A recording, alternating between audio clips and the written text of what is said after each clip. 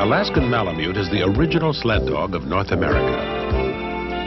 The breed is an integral part of the history of the native Alaskan people. So much so that its very name is taken from that of a tribe of native Inuit.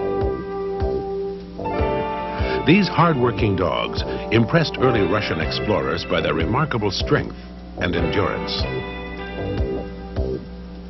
You'll be seeing many Alaskan Malamutes during this presentation. Some are outstanding examples of the breed. Others are less so. But all are representative examples and will help your understanding of the Malamute. Now, let's begin.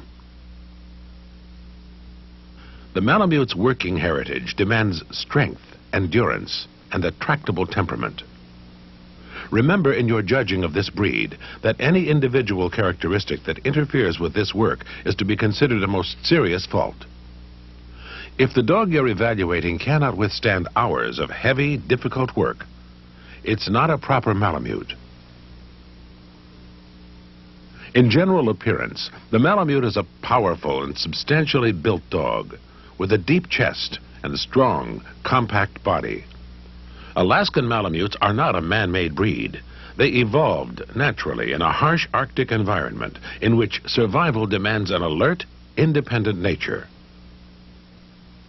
Consequently, while the Malamute is an affectionate, friendly dog and a loyal and devoted companion, he's not a one-man dog. He can be playful on invitation, but you should get an overall impression of dignity in a mature dog. Let's begin our detailed examination of the Malamute with the head. Here's a good example. The head must be in proportion to the size of the dog, so as not to make the dog appear clumsy or coarse. Overall, the head should indicate a high degree of intelligence. It is broad and powerful as compared to other natural breeds. The skull is broad between the ears, moderately rounded, narrowing gradually to the eyes. It rounds off to the cheeks, which are moderately flat. There is a slight furrow between the eyes. From the side, you can see there is a flattening of the skull as it approaches the eyes. There is little break from skull to muzzle. The muzzle itself is large and bulky in proportion to the size of the skull. There is only a slight diminishing in width and depth from its junction with the skull to the nose. The nose is black, although a snow nose is often seen in winter. How would you evaluate this dog's head? The muzzle is narrow and snipey. This is a fault. And what about this dog? The head lacks the proper breadth and power. And here there is too much stop, which is accentuated by the tan markings. Here is a good Malamute head. Note again the slight furrow between the eyes. This is one example of the Malamute's suitability to its native environment. The furrow is caused by the formation of the skull and accentuated by connective and fatty tissue around the eye. This layer serves to protect the eye from a buildup of ice.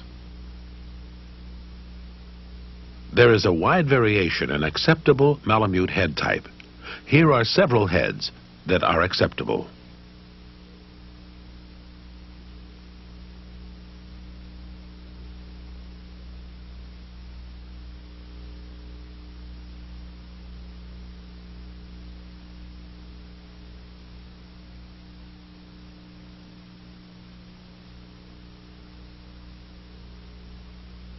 Lips are close-fitting. The upper and lower jaws are broad, with large teeth, meeting in a scissors bite. While it is not specified in the standard, complete dentition is desired. An overshot or undershot bite is a fault. The Malamute's eyes are brown in color, dark brown preferred. They're almond-shaped and moderately large for this shape of eye. They're set obliquely in the skull, which gives the Malamute a soft, amiable expression. These hazel eyes are also seen, but the darker brown color is always preferred. These light round eyes are less desirable and should be faulted. Blue eyes are a disqualification. Here again are the correct Malamute eyes, dark in color, almond-shaped, and moderately large. These are also correct Malamute ears. They're of medium size, but small in proportion to the head. See how the upper halves of the ears are triangular in shape and are slightly rounded at the tips. They're set wide apart on the outside back edges of the skull. The lower part of the ear joins the skull on a line with the upper corner of the eye. When the ears are erect like this, they have the appearance of standing off from the skull, as opposed to a vertical ear. The ears will point slightly forward, like these are, when they're erect, but may be folded against the skull when the dog is at work. You can see how the ears have thick, well-furred leather. These ears are too large and are set too low. High-set ears should be faulted. Ear set, size, and placement help to determine the good Malamute expression seen here. Note also this dog's good proportions of muzzle and skull, close-fitting lips, and correct eye shape and placement.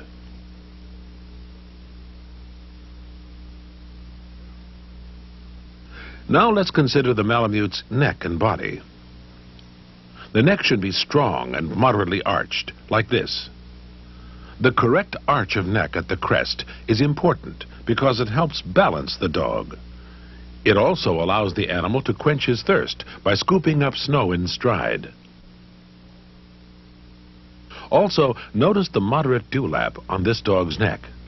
This, too, is related to the Malamute's environment, for it protects the windpipe and warms incoming air. The dewlap will usually be more apparent in males. This dog's neck is too short. When the Malamute is alert or in a show stance, the head is carried high like this. When gaiting in the show ring, or when the dog is pulling a light load, the head will drop, so it's nearly level with the top line like this. When the dog is pulling a heavier load, you'll see the head drop below the shoulder level. The shoulders themselves are well muscled and moderately sloping. There should be sufficient angulation to allow for good reach in front as the dog moves. This dog is too straight in shoulder, while this one lacks the proper muscling this breed's work requires.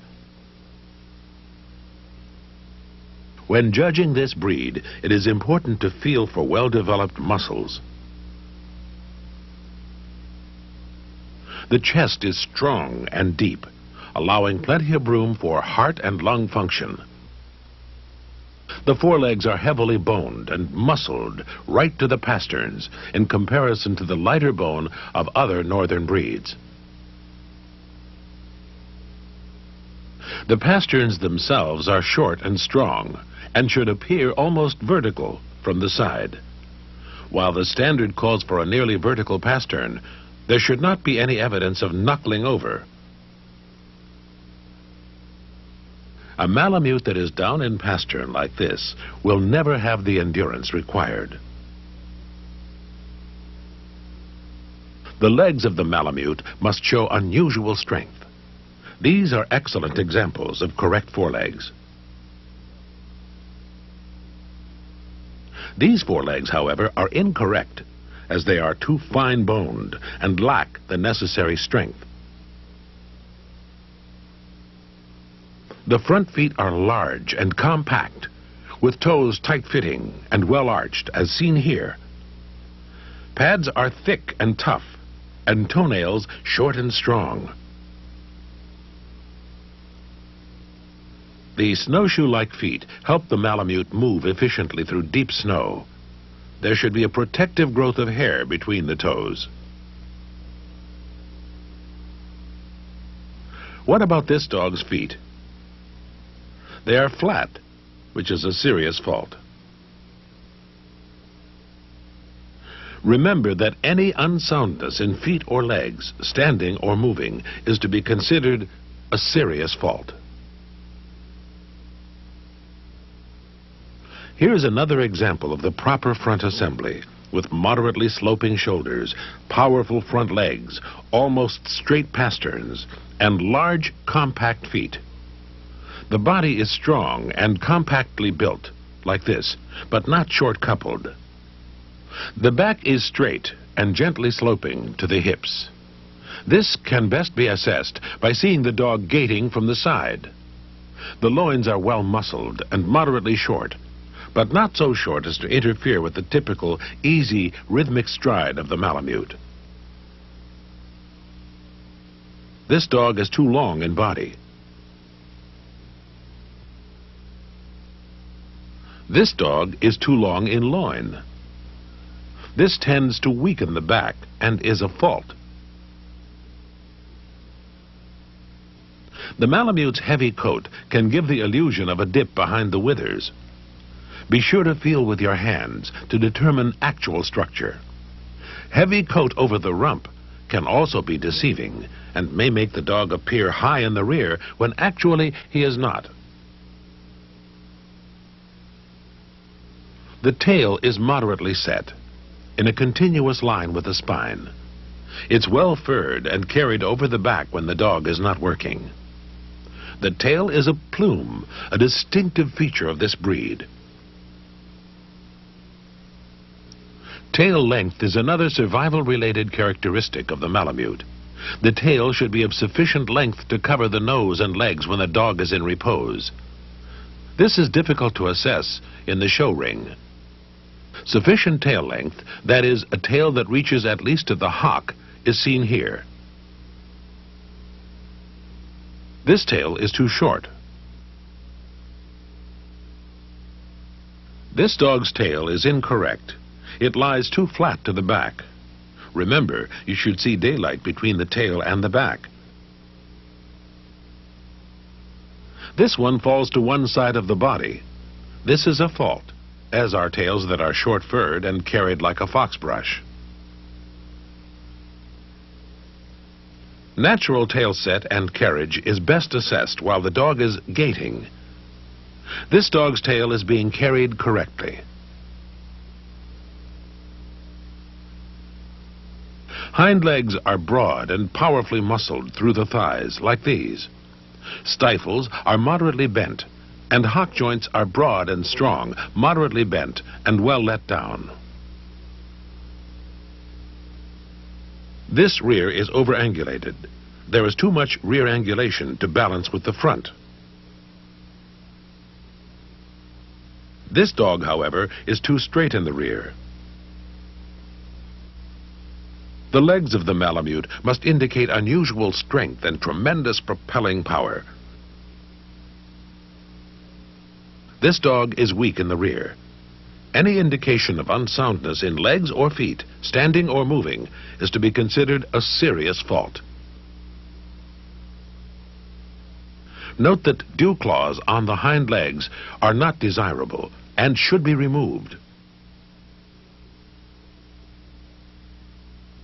Movement is the crucial test of any dog's conformation, but particularly so in the Alaskan Malamute. The Malamute's gait should be steady, balanced, and seemingly tireless. Malamutes should move with a proud carriage, with a rhythmic, powerful drive and tremendous propelling power. Side gait is critical to the evaluation of correct Malamute structure. Coming toward you, the forelegs should move in a straight line, not thrown out to the side. There should be a tendency for the legs to converge toward a central line of gravity as speed increases. The rear propulsion should be evident as the dog moves neither too close nor too wide.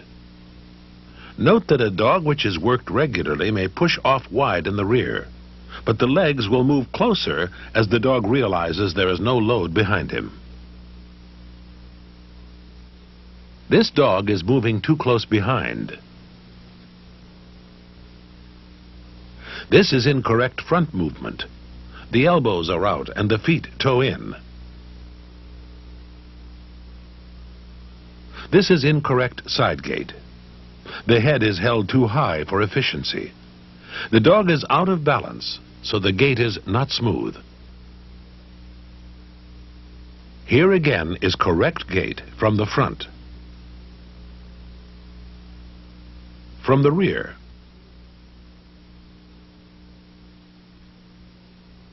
And from the side.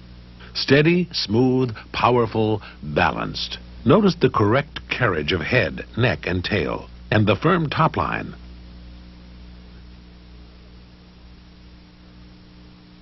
The Malamute's coat is a key protective feature.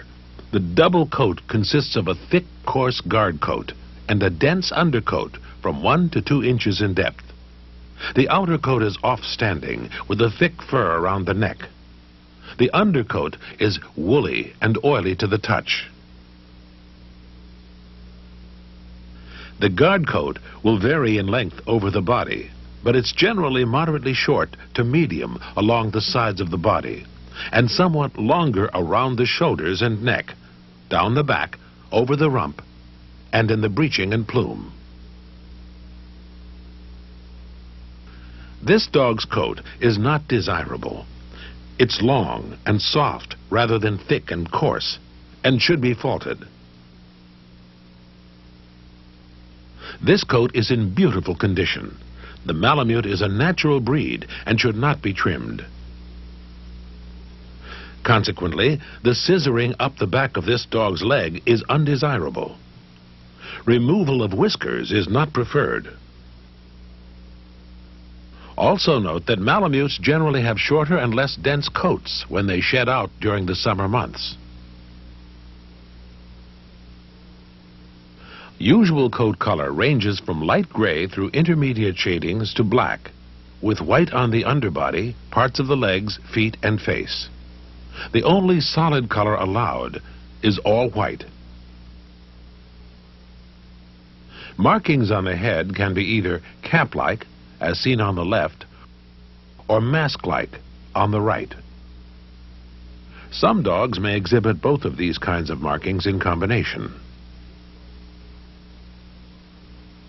This dog's small white blaze on the forehead and white spot on the nape is attractive and acceptable, as is a white collar. But broken color extending over the body in spots or uneven splashings is undesirable. A mantled dog is different from a splashed-coated dog. There is a natural range of sizes in the breed. The desirable freighting sizes are, for males, 25 inches at the shoulders, and for females, 23 inches. As for weight, males should be 85 pounds, females 75 pounds. Even though the standard is quite explicit in this category, size should never outweigh proper type, proportion, and functional attributes. If you're evaluating two animals which appear to be equal in these characteristics, preference should be given to the dog nearest the standard's desirable freighting size and weight. Bear in mind, too, that dogs with correct coats may appear bigger than they really are. Dogs and bitches should be judged equally without regard to sexual differences in coat and size. It is imperative to remember that in judging Malamutes, their function as a sledge dog for heavy freighting must be given consideration above all else. Alaskan Malamutes are working dogs and should never be shown in excess weight. In your judging of this breed, always bear in mind that the Malamute is by nature a pack animal, and as such, body language plays a large part in its reactions to other dogs and to humans. He is not reserved or watchful like a shepherd, nor should he fawn for approval. His independent nature sometimes makes him stubborn in training, but you should always get an impression of great intelligence in an impressive, dignified animal. He's one of our true, natural breeds, a product of his environment, not human intervention. Good reason to prize this hardy native from the Arctic wilderness.